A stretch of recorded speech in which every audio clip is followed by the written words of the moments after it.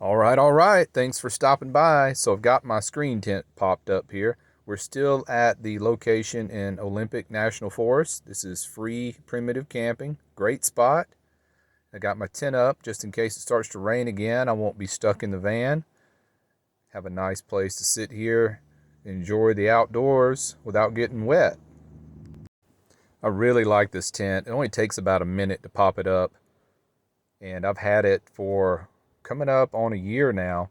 And I did get some places that tore on it around the bottom during a windstorm in the desert, but I stitched it up the best I can, and it's fine. And I'm going to show you how I convert this into a shower tent. All I got to do is just pop up some privacy tarps on the inside. And I do it on the inside just for cosmetic reasons, just because when you start putting tarps up around the outside of a tent, it just looks like a homeless camp.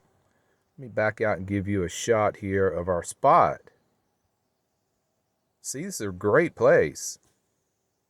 Right here off the 101 in the Olympic National Forest.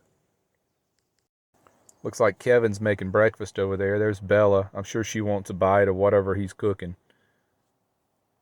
So there's only two camp spots in this location. The road just dead ends right up behind where Kevin's parked. Okay, so let me move around so you'll get a good idea of the layout of this place. So this is coming from Kevin's campsite back to mine. Just take a right, and here we are. Yeah, it's just enough room to park the van, put up a tent. Let's go back inside again. I think this tent is 7 by 7 on the outer dimensions, and on the inside, the height, I have no problem standing up in it. I'm 6'2", so I guess it's about 6'6" or 6'8" at the highest point. Maybe close to 7 feet. I'm not sure, but it's a great size for what I need. This is a replica of a clam pop-up tent, but the clam are really expensive. This one's called ASOM, A-S-O-M. You can get them on Walmart.com, and they're used to be pretty cheap. I don't know what they'll be now because of inflation, and I don't even know if they'll be in stock anymore. So I'm really glad that I got it when I did. Okay, so let's convert it now. All right, so now it's my shower tent. I move the chair outside. I leave the table inside, so I'll have a place to put my shampoo and soap and my clothes that I change into. I clip the tarps up on the inside, again, just for cosmetic reasons, because you can't really tell they're tarps until you get right up on it. It just looks like black screen, really. But yeah, nice and neat. I wish I could replace that blue tarp with another silver one, but I don't have it, so I'm using what I got. Let's go inside. Try to give you the pan around here without making you dizzy. So I just clipped the tarps up with some alligator clips that I seem to have accumulated over the years. Just around the corner. Nothing fancy.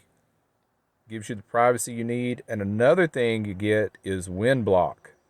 Keeps it nice and warm in here. So I put the tarps up way ahead of time, and the heat starts to build up inside the tent when you do that. So you get a nice warm shower.